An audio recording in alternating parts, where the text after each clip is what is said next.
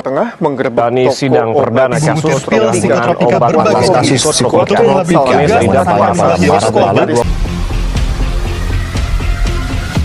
Tentunya kita sudah tidak asing lagi dengan kata psikotropika.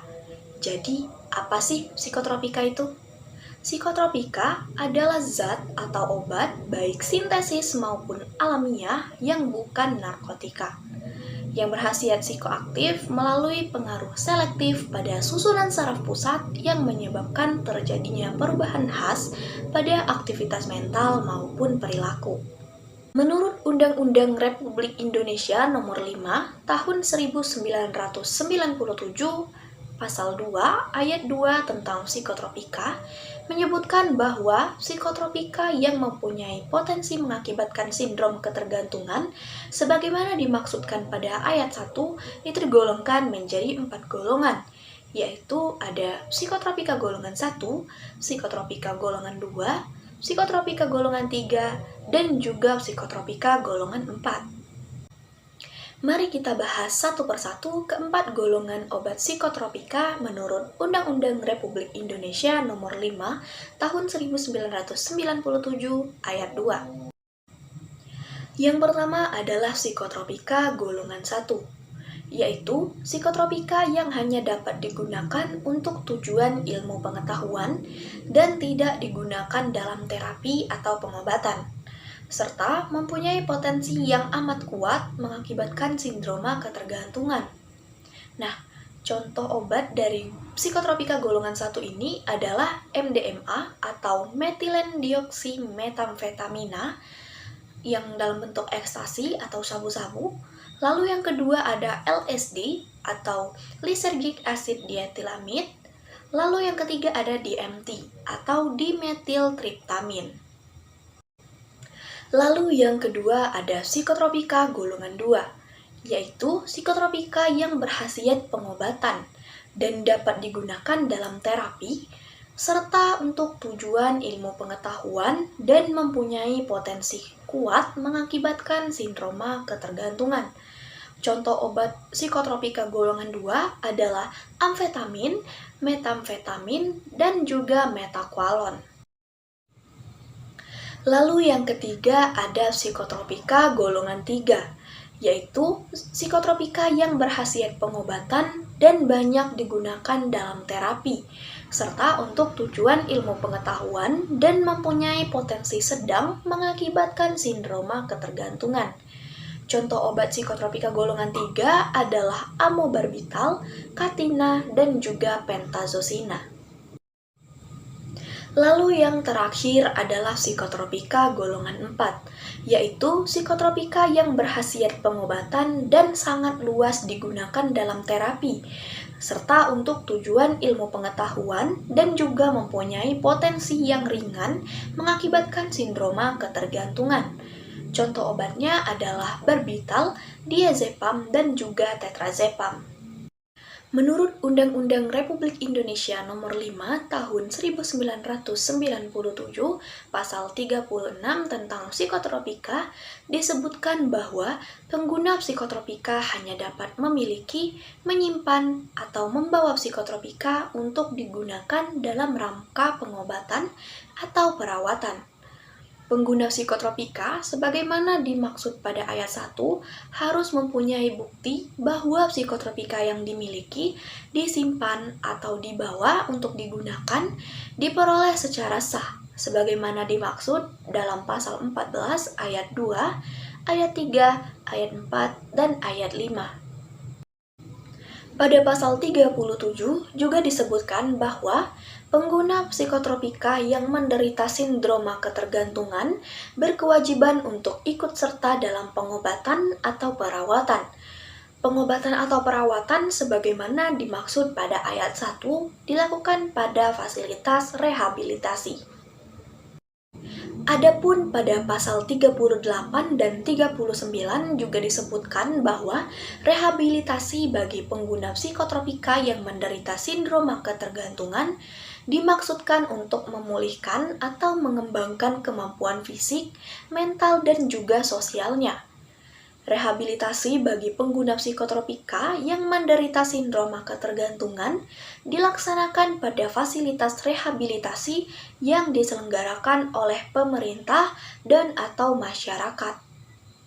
Rehabilitasi sebagaimana dimaksud pada ayat 1 meliputi rehabilitasi media dan rehabilitasi sosial.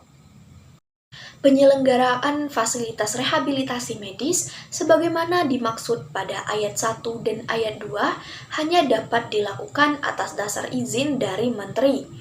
Ketentuan lebih lanjut mengenai penyelenggaraan rehabilitasi dan perizinan sebagaimana dimaksud pada ayat 1, ayat 2, dan ayat 3 ditetapkan dengan peraturan pemerintah.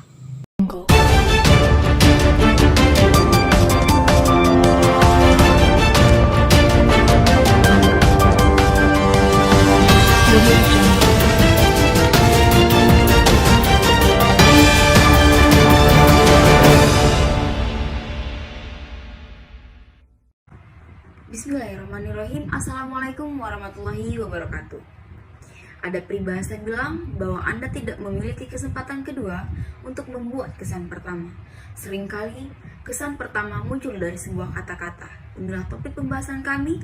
Saya Bunga Alfirza. Salam kenal teman-teman semua.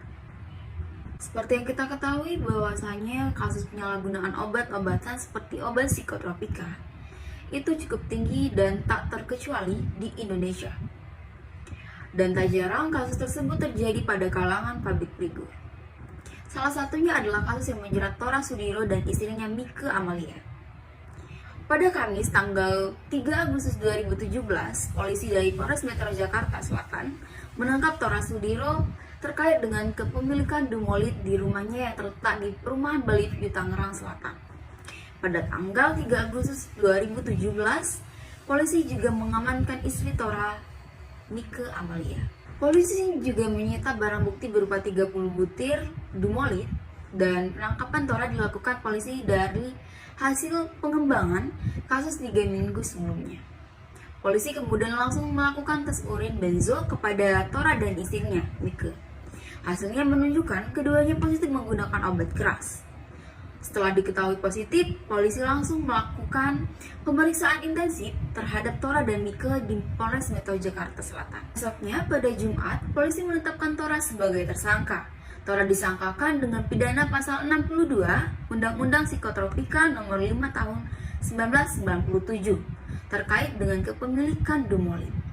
Sedangkan untuk Mike Amalia sendiri telah dibebaskan oleh penyidik dikarenakan tidak terbukti menyimpan psikotropika jenis dumolit dan akhirnya Mike diizinkan untuk kembali pulang ke keluarganya. Dan hanya diobati saja serta karena barang bukti yang ditemukan tidak kuat bahwa ia telah tersangka dan hanya sebagai pengguna.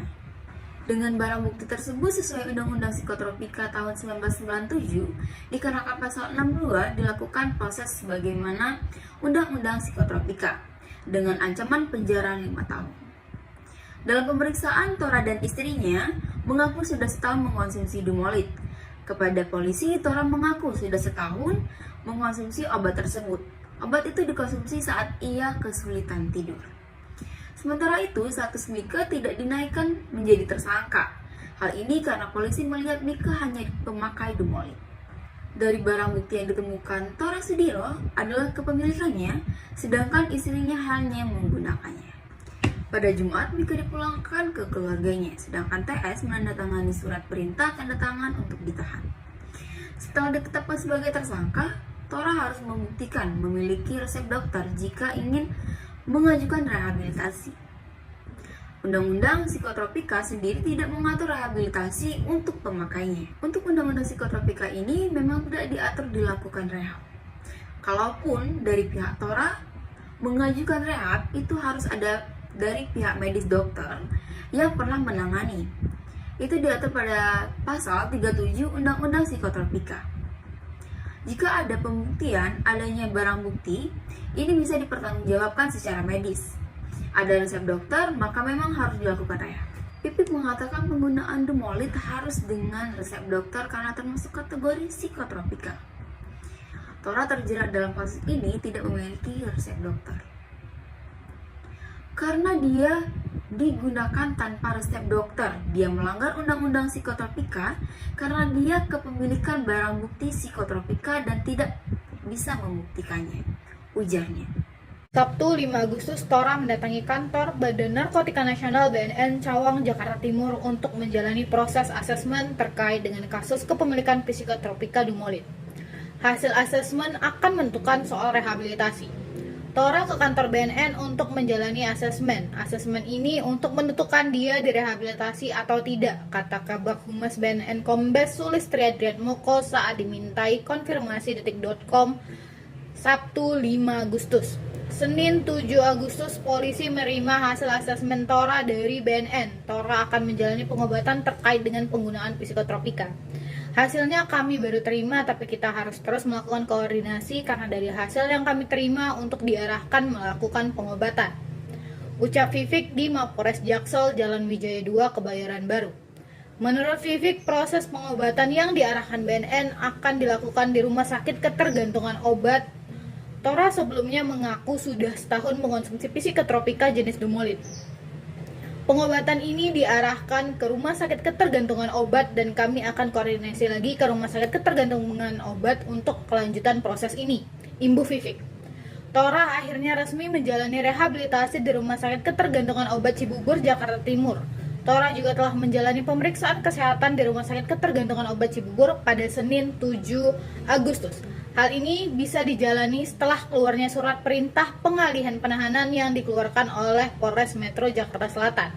Suratnya itu surat perintah pengalihan penahanan berdasarkan hasil pemeriksaan Tora Danang Sudiro, pengalihan penahanan tersangka dari rumah tahanan Polres Jakarta Selatan ke Rumah Sakit Ketergantungan Obat Jakarta Timur, Jalan Lapangan Tembak nomor 75, Cibubur sejak tanggal 7 Agustus sampai mengikuti proses hukum pada tingkat penyidikan. Ujar pengacara Tora Lydia Wongsunegoro saat ditemui di kawasan Wijaya Kebayoran Baru, Jakarta Selatan, Senin 7 Agustus malam.